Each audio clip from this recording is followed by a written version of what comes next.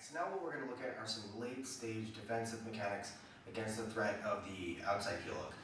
These same defensive mechanics can be used for the inside heel hook, and we'll talk about that in a later section. I think you should start with the outside heel hook first because, first of all, I think these mechanics are more viable against the outside heel hook, and second of all, it's safer to practice, right? The likelihood of getting injured as you attempt this is lower when you're dealing with the outside heel hook than with the inside heel hook, okay? So anyway, let's first talk about this on a basic level. Come to this side, Sebastian. Okay, so Sebastian's going to put me in an outside ashi on this leg. Let's talk about the relationship between Sebastian's hips as the offensive man and my knee as the defensive man, okay? His hips can be facing into three parts of my leg, okay? Either the back of my knee, right? So for instance, if I were to hide my heel like so, it's the back of my knee facing into his hips. The side of my knee, okay? And of course, depending on the situation, his hips could be facing to the inside or the outside, okay? And finally, his hips can be facing into the front of my knee, okay? Now, let's also understand that, in the leg lock game, there are different stages, right? So what relationship he wants between his hips and my primary leg is going to be dependent upon what stage of the game he's at, right? This is assuming that we're focused on the heel hook. Obviously, other leg locks are viable and can work, but right now we're focused on the heel hook. Okay, so the first thing he's got to do is entangle my leg. Well, look at that, he already did it, okay? The next step for him would be to gain heel exposure, all right? Now, it's possible for him to gain heel exposure if his hips are facing into the side of my knee. That's definitely possible. It's even more possible if my knee is facing into, the front of my knee is facing into his hips. In fact, I would argue that it's basically impossible for me to effectively hide my heel here, okay? If the back of my knee faces into his hips, he will have a really hard time exposing my heel. It's not impossible, but it's a pretty tough thing to do, okay? That's the heel exposure part of the game. However, if he catches the heel, things change, all right? Here, at this point, all right, he's got the heel exposure that he's looking for. The next thing, of course, is going to be breaking my leg. So he entangled my leg, he exposed my heel, now he's got to break my leg, okay? Now things change when it comes to the relationship of his hips and my primary leg, okay? Now he wants his hips facing into one of two directions, either the side or the back of my knee, okay? Whereas before, if he didn't have my heel exposed, if his hips are facing into the side, can definitely work still, but it's not optimal. Ultimately, climb on top. You go to reverse ashi. Okay, here he's in a reverse ashi. This is one of the best situations for him if he's looking to gain heel exposure for an outside heel hook. So ideally, you would have this arm threaded through. Yep. So now I can't hold that tight. I can't just pull my knee out of his knee line. And here he exposes my heel. It's very, very easy. Okay, but it's a difficult thing to break me here. So what he wants to do is catch my heel, and now put your hip down on the mat. Now he wants to readjust his hips with my primary leg so that now he's facing into the side of my knee, okay? Alternatively, also, his hips could be facing into, keep the heel on, his hips could be facing into the back of my knee, and he'd definitely break me very effectively, okay? Why is that? Well, there's two main types of heel hook breaking mechanics. Let me move on this leg. All right, so guys, this leg. All right, guys, so when we're looking to break somebody, the two main types of breaking mechanics we can employ are lateral breaking mechanics, where my hips face into the side of the knee. See how my hips face into the side of the knee? Okay? And when I have this type of breaking mechanics, it's to my advantage to have a good bend in the leg. Okay? Now I'm going to put pressure to the top of his thigh. It's much easier for me to put actual strong pressure to the top of his thigh, right with the inside of my thigh, if the leg is bent.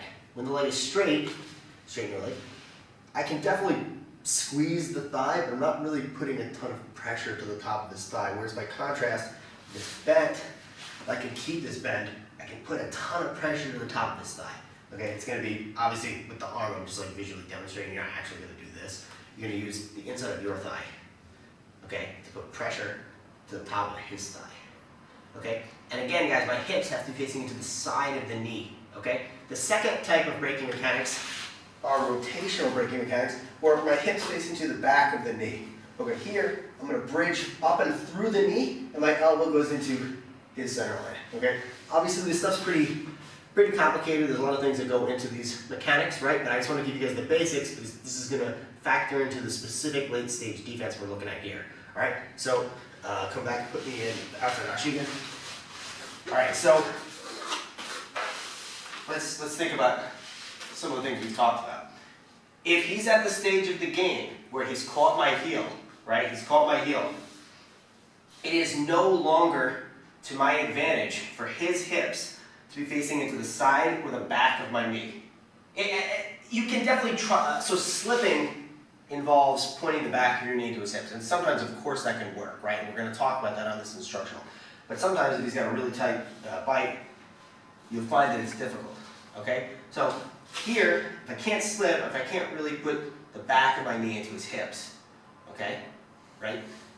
If I can't do that, and his hips constantly facing to the side of my knee, this now becomes a big problem for me, right?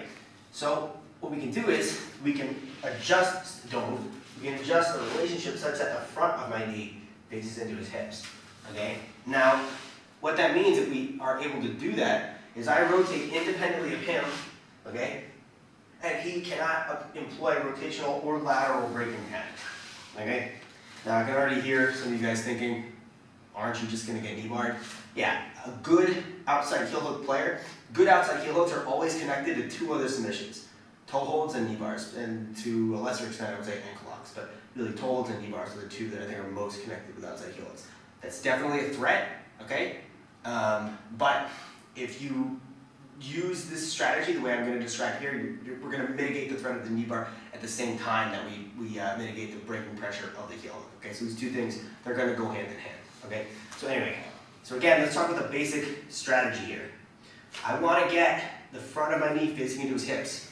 Okay, what's going to go along with that is extending my leg. Why?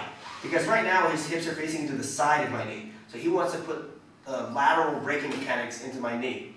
What that's going to mean is he's going to want to take the inside of his thigh and put pressure to the top of my thigh. It's therefore going to be to my advantage to extend my leg.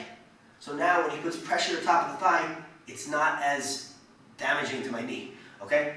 You could definitely still get popped here, especially if he's good and he knows how to switch to a knee bar. So you can't just sit here and extend your leg. We gotta do more things, we gotta get out of here, okay? You'll notice there that when I extended, I gripped at his bicep.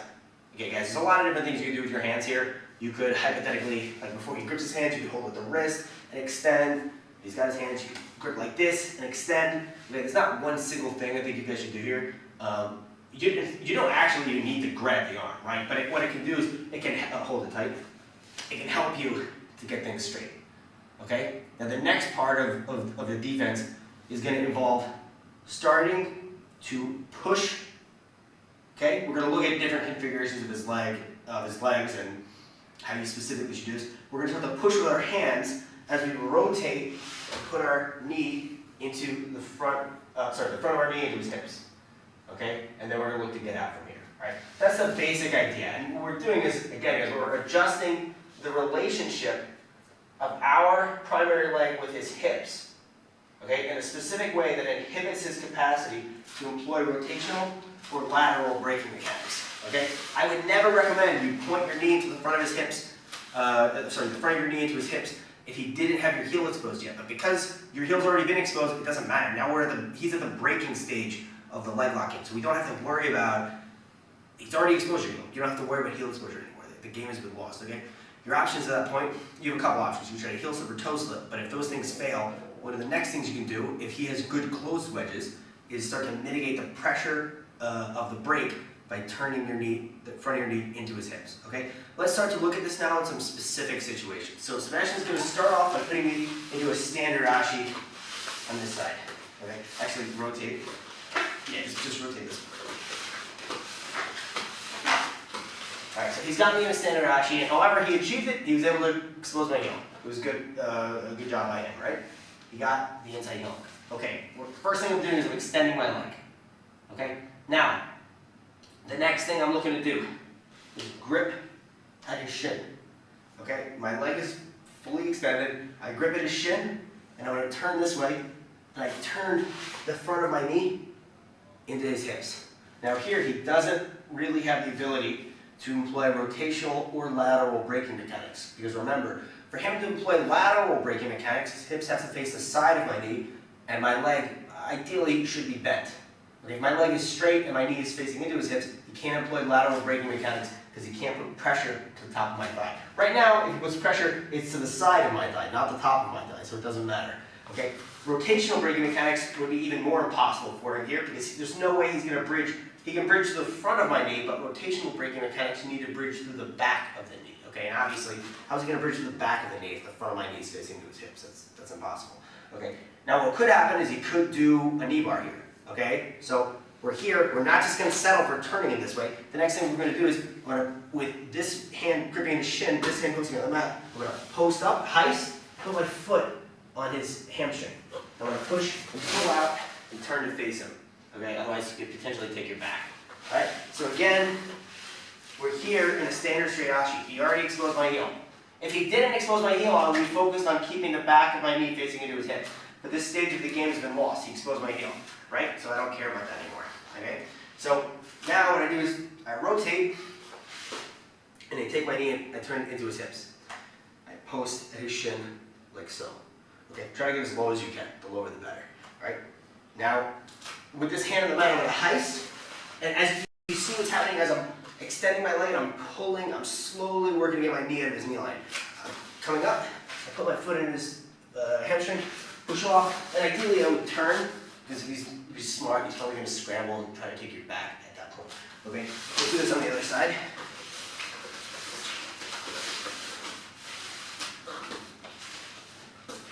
So, bam, caught my heel, alright? It's too late to really do anything about that. Now, I turn, extend my leg, and look how my knee faces into his hips, the front of my knee, right? Goes here. Before he can start bridging into my knee and breaking me with a knee bar, I got a heist, and you see how my knee is starting to come out? I pull it all the way out. Now, what will happen sometimes, put it aside. So those, the last few times I demonstrated the move, it ended with my knees facing down to the mat, right? Sometimes that's not going to happen. Sometimes what's going to happen is he's going to follow you a little bit more, so he catches the heel. Remember guys, ideally what he wants to do, if let's say his hips are facing into the side of my knee, ideally what he wants to do is as I spin, he wants to spin with me and maintain that. See this relationship? See how his hips are facing into the side of my knee? This is good for him, right? There's things he can do here very productively, okay? So he wants to maintain that relationship. So obviously if I start to rotate this way, what a smart person is going to do is he's going to come with me, right? He's not just going to stay there. So he goes with me.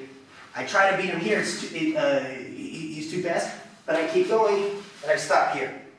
Okay? Now my foot goes in his hamstring. And I still have, don't move here, I still have the front of my knee facing into his hips. And you see how the knee is starting to slip out? He's not going to be able to knee bar me here. I gotta pull the leg out. Alright, let's go again. So he wants to maintain, right now he's got what he wants. He's got my heel exposed and he's got his hips facing into the side of his knee. I'm in a lot of danger here, okay? He wants to maintain what he's got. So as I spin, he spins with me. I extend the leg and I try to turn the front of my knee into his hips. So he comes with me. Stop right here. I try to get out here, but he's spinning. I roll over my right shoulder and I'm able to free my left leg now. With this time my knees are facing the ceiling. Before they were facing down, this time they're facing the ceiling. And I'm able to get out regardless. Okay, so let's go back. Now, so that's the standard ashi. All right, let's now look at another possible configuration of his legs, the outside ashi. All right, so come over here first. So obviously outside ashi is where we started, right? Hop over a little bit this way so we don't hit the wall. Yeah, a little bit more. Okay, so we started with outside ashi, now we're going to look at, all right, how do we actually do this in outside ashi? Well, before we had his shin available to us, that's what we posted at, right? Low on the shin near the ankle. All right, now this time, that doesn't make any sense. Okay, so instead we're going to go with the knee. All right, so we're here, again guys, same rule applies, but we want to extend that leg. All right, so we're here, we want to extend our leg, and of course, it's a good idea oftentimes to start like holding onto his arm if you can let extend. But ultimately, we're going to let go of that arm so we can push here. Now, the same exact thing applies, where I'm going to post. This time it's going to be easier to post because there's no hook stopping me. So I post, I come up, I point the front of my knee to his hips. I put my foot at his hamstring, pull my leg out. All right. The same sort of thing will often happen. You're either going to get out with your knees facing down, okay, and you put your foot at his hamstring, sort of like run away in like a turtle position almost, right? Or what will happen is, so just roll with me. He rolls with me, and you get out here, right? And you pull out when your knees are facing up. Your main goal, your main goal, you rotate, you extend your leg, get your knee facing into his hips, hand on the hamstring, and then it's going to be foot on the hamstring. And as you're doing this, you're pulling the knee of your primary leg out of his knee line, right? So again, extend the leg, point the knee into his hips, hand on the hamstring, and then we're trying to get our foot on the hamstring, and there's you get two possible main variations of how that's going to happen. It's either going to be with my knees down or my knees up. Okay, then hop over a little bit this way. Yeah, just a little bit. And then, so let's say we roll here, right? So this time, obviously, he rolled a little bit too much. I had to go with him, right? And now my knees are facing up, my foot's on the hamstring, and I can pull out very, very easily, all right? The final possible configuration of your legs to employ this late stage defense that I want to talk about is the far hip ashi, okay? Such as might happen in the double far hip ashi situation. So go to this side.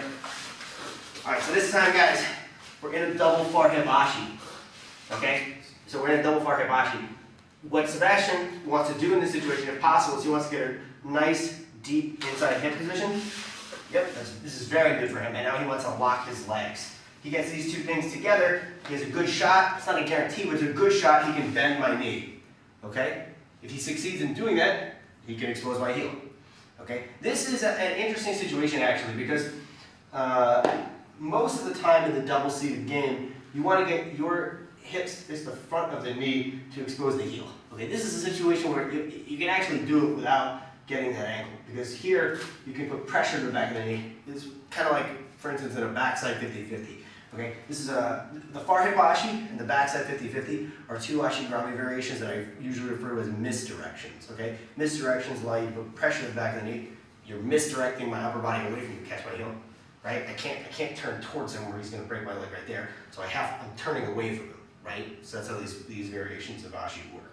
Okay. Now here, he may have got my heel in a different way, but the defense at this stage of the game is oftentimes going to be very similar. Okay. I'm going to post my hand at the ankle, okay, low at his ankle, and now I'm trying to extend as I heist. Keep going. Oh, you push out, right? Basically, the same basic thing, okay? So we're here in a double far hibachi, okay? He gets a good deep inside hip position. Look at how his right hip is very close to the mat, right? And he's able to lock his legs. This gives him a good ability to bend my leg like so. It's not a guarantee, but he's a good shot at it because he's got these two things. The pressure to the back of my knee now puts my leg in such a configuration as to enable him to easily gain heel exposure, right? This is pretty easy for him at this point. It's hard to hide my heel, okay? If he can bend the leg, it's very hard to hide my heel, okay? Now here, all right, he's got my heel. He caught the heel hook. At this stage of the game, I've got to start thinking about not stopping the heel hook, not stopping the heel exposure, but rather by now I got to think about stopping the heel hook breaking mechanics. Okay, good solid grip. Yeah, one-handed. Yeah. So now this hand, I'm going to go down to his ankle, and I got to post, heist, and I got to spin faster than him. So as we spin, I get the front of my knee facing into his hips, my foot, my secondary leg of his hamstrings, and I can push and pull my knee out of his knee line. Okay? So, this is a pretty advanced late stage defense against the threat of you can do this for outside or inside heel hooks. Again, we started with outside heel hooks because it's a little safer to practice, but later on in the instructional, we're going to look at also doing this with inside heel hooks. Okay? Next, I'm going to break down some matches where you can actually see this late stage defense being employed in competition. All right, so now let's look at some actual competition examples of the technique that we looked at. So before we talk about the specific technique itself, I want to show another problem which is pretty closely connected to basically what we're trying to do to deal with this late stage outside heel hook situation. Okay, so this is referred to as the problem of the shared spiral. This is an old match of mine from my purple belt days, going against a tough grappler named Kirkor Papazian. I'm able to expose the heel here. It's not really related, but let's just briefly talk about how. All right, so in double-seated leg entanglement situations, one of the best ways to gain heel exposure is to turn your hips to face the front of the guy's knee. All right. Now, one of the best ways to do that is to gain hip height. So you see here, I actually had heel exposure, but he did a really good job of. So you see there, he slipped. So he points his toes, and then he slips his heel, so it pops out. Okay. In response to that, immediately I climb on top and I gain hip height. Now I have a reverse ashi. What this enables me to do is turn my hips to face the front of his knee, and he rolls in response to that, and we end up in basically the configuration of his leg is very similar to as if we were in a far hibashi or in a backside 50-50. Okay, so I'm able to therefore expose his heel right here. Okay, now by the way, he was also going for an ankle lock at the same time. It was actually fairly tight, but obviously heel hook is going to be the ankle lock in most situations. Now, here I'm making use of rotational breaking mechanics, where I'm attempting to bridge through his knee, through the back of his knee. Okay. Now, the big problem with rotational breaking mechanics is that you can spin, right? The best way to stop this is by regulating the height of the far hip, but that's pretty difficult with an outside heel hook. All right. As a result, we keep rolling and rolling and rolling, and I never got to stop him. I wound up catching him later with another submission, but the outside heel hook didn't work. All right, let's look at it again. So again, this is the problem of the shared spiral. Now here, he's not spinning faster than me, right? Which is the defense we looked at, and which we're going to look at, later on in this breakdown. He's just spinning at the same pace as me, but even that is enough to mitigate the breaking pressure of an outside heel hook. Now, because this is a grappling match, if you keep rolling, you're going to go out of bounds. And what happened here was the ref stood us up, and I got like a point or two. I don't remember. Okay, yeah, it's great, but a point or two is not what I was looking for. What I was looking for was the submission, right? Now, and what's funny actually is in MMA, these mechanics are way more effective because you can just literally you're going to hit the cage, so you can't really spin out of it the same way he's doing here. If he was able to spin faster than me, that would work. Okay, again, one more time. This is sort of like the base problem for the offensive man that we're building our defense off of in this late stage outside heel hook situation. Okay, all right. We look at the big problem here for the offensive man that we're trying to create for him as the defensive man, which is the problem of the shared spiral. Okay, now you can either spin at pace with him, in which case all you're doing is you're staving off the break, right? The shared spiral is in response to an attempt to use rotational breaking mechanics. Okay, now I mentioned that the main way to stop rotational breaking mechanics is by spinning, right? That's the shared spiral, right? That is initiated largely by first elevating your far hip. So if you look here, what happens with Kirkor, this is far hip here, his left hip. The elevation of that hip, see how it comes up? That's what allows the shared spiral to take place. It's very fucking hard to stop that hip from rising in outside heel hook situations if you're using rotational breaking mechanics. It's more viable with inside heel hooks, but obviously outside the scope of this, right? So what do? How do you stop that? Well, a better strategy for outside heel hooks, as much as is possible, is to use lateral breaking mechanics. Now, this time, you're not trying to bridge through the knee, and there's no spinning involved. Instead, your hips are facing the side of the knee, okay, and you put pressure to the top of the thigh. So Pliaris' left leg is putting pressure to the top of Mike Pierce's thigh here, and he's drawing the heel this way, right? His chin is coming close to the ankle, and he's drawing the heel this way. That contrast of forces breaks the leg, okay? Let's look at another example of this. This is against Tomas Derwall. You can see clearly here, Pliaris' left leg is putting very strong pressure, okay, to the top of Tomas Derwall's thigh. Tomas Derwall. Anyway, Tomas Derwall's thigh, and he pulls up at the heel in this direction. Okay, that contrast of forces breaks the leg. For him to do that, two things are needed. A bent leg, I don't want to say this is needed, but it's preferable, okay? Because that's going to enable Palhares to put pressure to the top of the thigh here with much, much greater force. All right, the second thing, okay, this is needed, is the angle of Palhares' hips in relation to his opponent's leg, which here is the side of his knee. If your hips are facing into the front of the knee, how are you going to pressure to the top of his thigh? Your leg isn't in contact with it. It's not possible. If your hips are facing into the back of the knee, such as mine was here, right? See how my hips are facing into the back of his knee? You can still break his leg, but it involves rotational braking mechanics. And because rotational braking mechanics can encourage the spin, right, initiated by the height of his far hip, it can be a difficult thing with an outside heel hook to finish somebody. So the advantage of lateral braking mechanics is that you're pushing the guy's leg down. There's no spin. He can't spin here, right? That's what's really stopping the height of his far hip, is pushing down with your thigh here. It's the same thing you're doing to break his leg, you're also doing to stop him from being able to spin, right? So it mitigates that problem. Okay. Now let's think about, actually, this is another good one. So we're going to see here Palhares facing that problem. Okay, we're going to see another example of this later on as well. Now this time, his opponent David Avalon doesn't just spin at pace with him; he spins faster than him. See how his leg rotated within Palhares' hip? He spun faster than Palhares, and now look at the direction of his knee, facing into Palhares' hip. And also, he hypothetically could have had an opportunity now to take this leg, okay, his secondary leg, his left leg, to push at Palhares' hamstring. Okay, Palhares gains heel exposure, and David Avalon's going to spin faster than Palhares, such that now his knee faces into the front of Palhares' hip.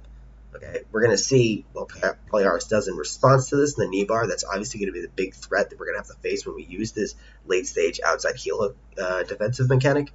But it can work. But there's obviously things we can do to make it difficult for him to make that transition. Okay, here I would argue this is actually not a great position for Palhares to switch to the knee bar, because the knee here is starting to come out of the knee line. All right. And David Avalon here could use his hand and then his secondary leg so to push and get it out even further.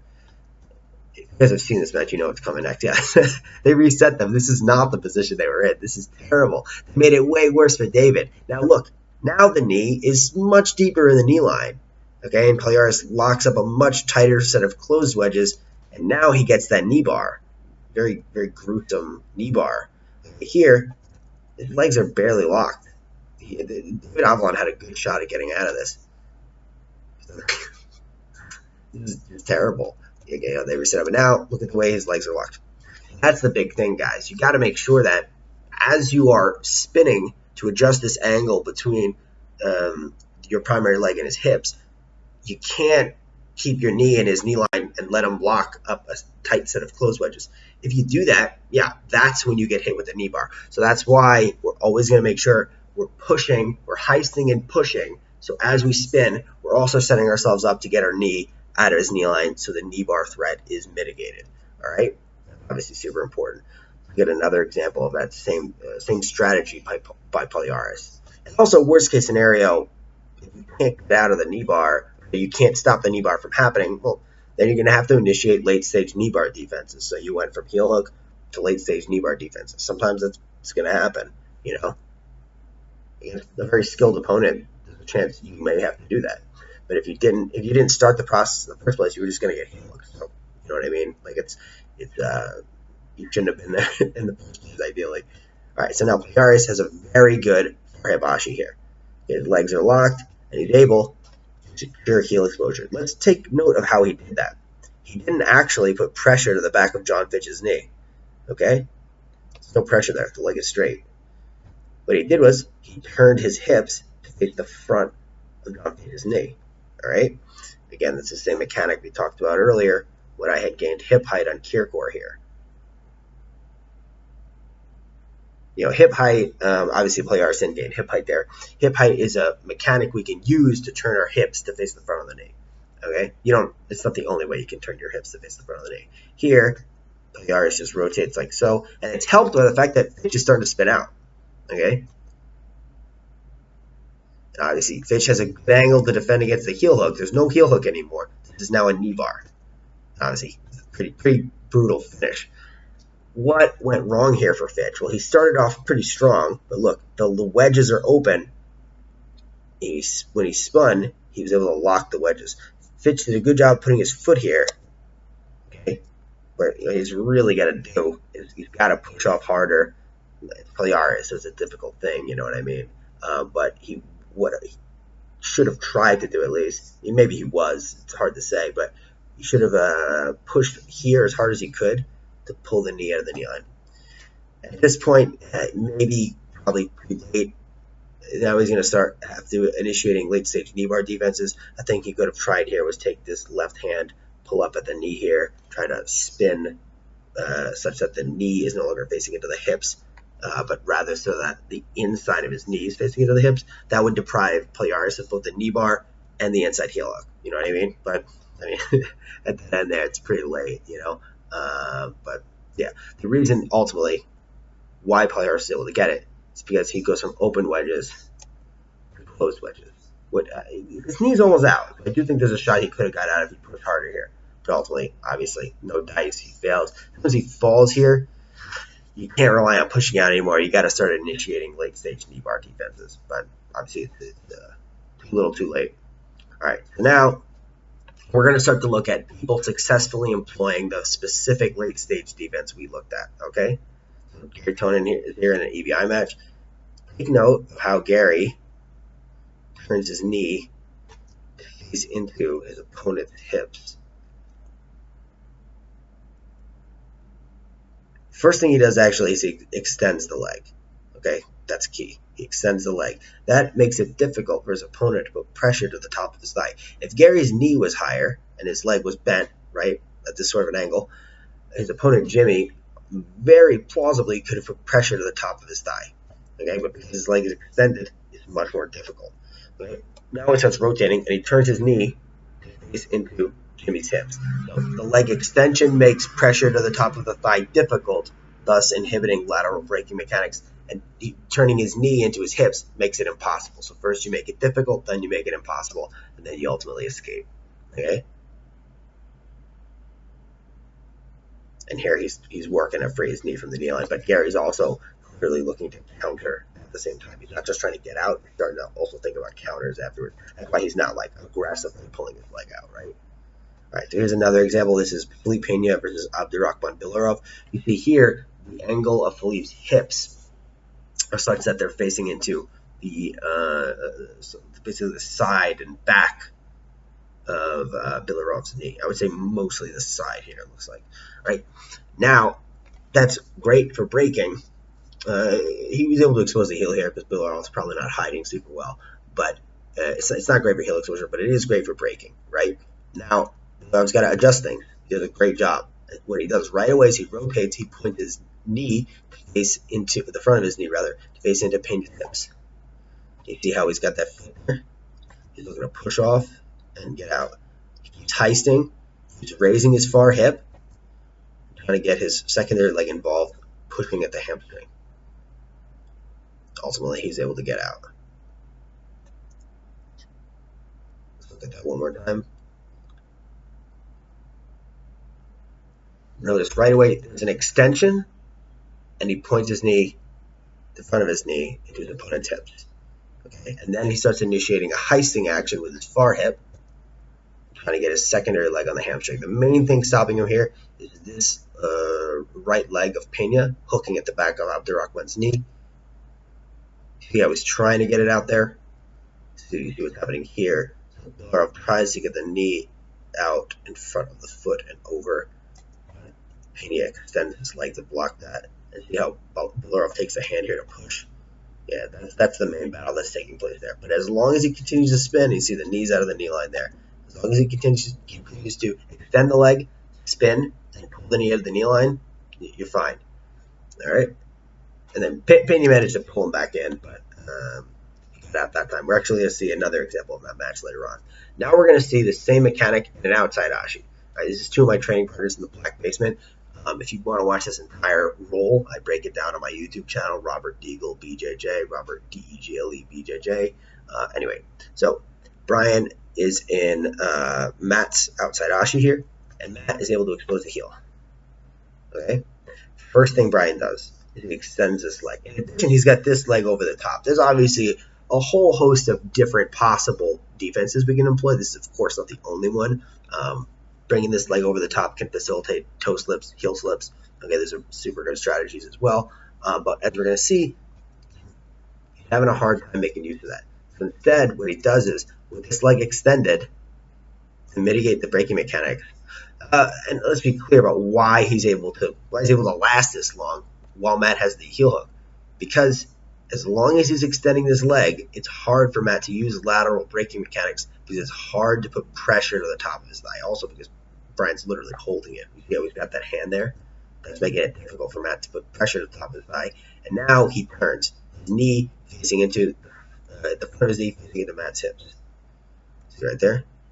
Now, not only, again, he made it difficult by extending the leg and pulling up at the knee. He made it difficult to put pressure to the top of his thigh by doing those things. Now he makes it impossible. If Matt puts this leg down, what he's going to do is he's putting pressure to the side of the thigh. That's not what we want for lateral breaking mechanics. You want pressure to the top of the thigh. Okay, there's a big difference between those two things.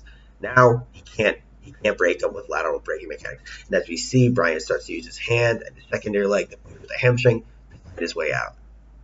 And obviously, we're all friends down there. This is not like Matt's not trying to like viciously destroy Brian's leg, but as someone who's rolled with Brian a lot, I can tell you that like he legitimately is very good at this defense. Okay, we are trying to get each other. You know, we're really going hard to get after each other. You know, you don't have to try to injure people to really be going after each other. You know, so yeah.